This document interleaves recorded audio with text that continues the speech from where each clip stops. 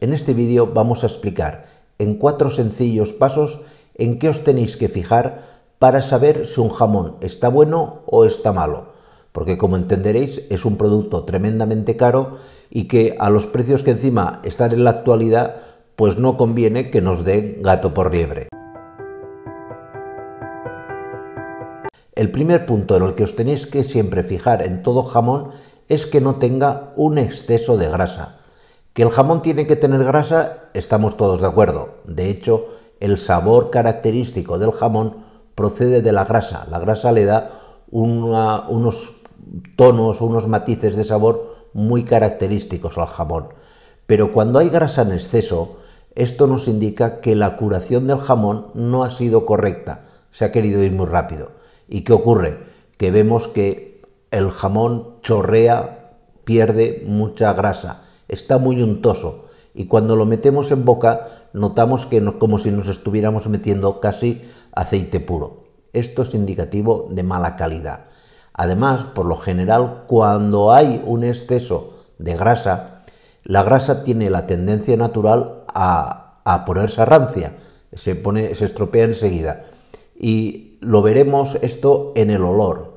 Notaremos que cuando hay un exceso de grasa, el jamón suele tener ese olor a una habitación húmeda. Esto que cuando entráis en una habitación que lleva mucho tiempo cerrada y las paredes tenían humedades, huele a ese olor característico de humedad. Ese olor a rancio es mucho más frecuente en los jamones excesivamente grasos. Y cuando lo notéis, es motivo más que suficiente para devolver el producto a quien os lo haya vendido. El segundo punto en el cual os tenéis que fijar siempre a la hora de saber si un jamón es bueno o es malo es en la aparición de puntos blancos.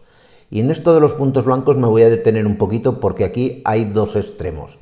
Si abrís el jamón, es decir, empezáis el corte y ya desde el primer momento aparecen esos puntos blancos, cuidado. Esto es un indicativo de altísima calidad. Esto es fruto de que el animal que el jamón procede de un animal de calidad y que ha sido curado muy correctamente. Estos son cristales de tirosina, un aminoácido que precipita formando estos cristales. Esto, como os digo, es señal inequívoca de que el jamón es muy bueno. En cambio, si cortáis el jamón, lo empezáis a lonchear y no aparecían esos puntos blancos al principio, pero al cabo de que el jamón lleva unos días cortados, aparecen, esto es fruto de que el jamón tiene ácaros, el ácaro del jamón, el famoso piojillo, y esto es motivo más que suficiente para devolver el jamón. Os han vendido un jamón parasitado, y esto es un delito, esto no se puede vender así. Luego tenemos la presencia de moho. Que el jamón tenga un poco de moho en su superficie no es per se un indicativo de mala calidad del jamón, ¿vale? Esto hay que tenerlo absolutamente claro. Esto de hecho además en el corte se retira y no pasa absolutamente nada.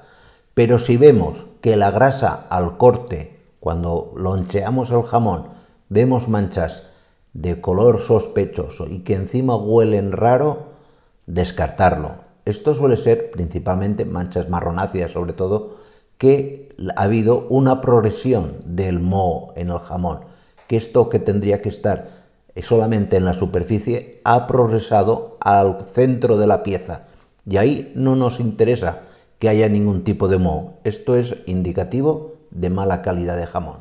Y por último, si vemos que al corte, cuando empezamos a lonchear el jamón aparece con un color muy oscuro, con aspecto reseco, esto básicamente también es un indicativo de mala calidad del jamón, es un jamón muy viejo y mal conservado o que lleva mucho tiempo que has abierto el corte. Cuando empiezas a cortar el jamón y a lo mejor te vas unos días de vacaciones, pasan un par de semanas y vuelves a casa, si no has conservado adecuadamente el jamón, también aparece este color rojo más intenso que se ha resecado. Esto, pues bueno, esto es un fallo nuestro y hay que asumirlo como tal, pero si de recién cortado aparece esta coloración, es también un síntoma de mal jamón. Pues nada más, muchísimas gracias y nos vemos en siguientes vídeos. Cuidaros mucho. Chao.